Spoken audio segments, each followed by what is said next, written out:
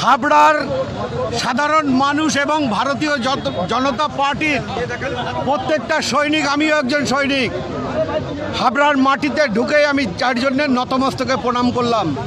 এবং এই হাবড়ার মানুষ ভারতীয় জনতা পার্টিকে বিপুল ভোটে জয়ী করবে।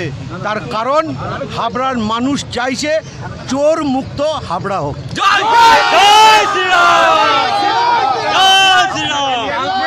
সংবাদ মাধ্যমে কথা বলার পর আজকে তৃণমূলের পক্ষ থেকে সাংবাদিক সম্মেলন করা হয়, বলা হয় যে মানুষ দেবে আপনাকে দেখা যাবে এবং হাবড়া থানায় লিখিত অভিযোগ হয়। দেখুন, আমি একটা কথা বলি, চোরকে চোর বলা কি অপরাধ?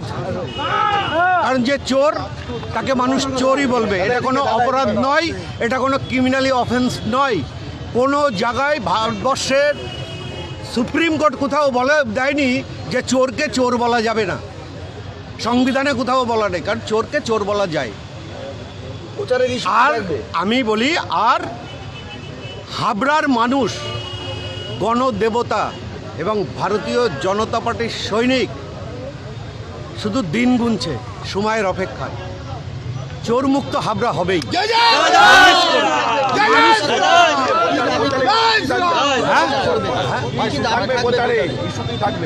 দেখুন, ভারতবর্ষের প্রধানমন্ত্রী তিনি বলেছেন সবকা সাথ সবকা বিকাশ।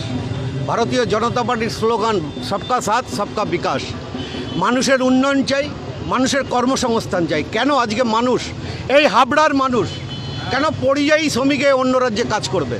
আজকে বাংলায় কাজ নেই বলে ভারতবর্ষের প্রধানমন্ত্রীকে একবারে এই ভারতীয় জনতা পার্টিকে পশ্চিমবঙ্গে একটিবার মানুষকে বলবো সুযোগ দিতে।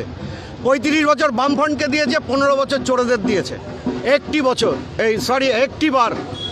একটিবার ভারতীয় জনতা পার্টিকে সুযোগ দিন, এখানে কর্মসংস্থান হবে। আর কোনো মাকে বলতে হবে না যে আমার ছেলে পরিযায়ী শ্রমিক। তারা এই হাবড়াতেই কর্মসংস্থান পাবে, এই বাংলাতেই কর্মসংস্থান পাবে এবং হাবড়ার উন্নয়ন হবে। হাবড়ায় যা কেউ 15 বছরেও এখানে করতে পারেনি। প্রচারে এলেন, আজকেই আপনার নামে একটা কমপ্লেন হয়েছে হাবড়া থানায়, কি বলবেন? আরে ওদের আশীর্বাদ করি, ধন্যবাদ জানাই। ये डर मुझे अच्छा लगा।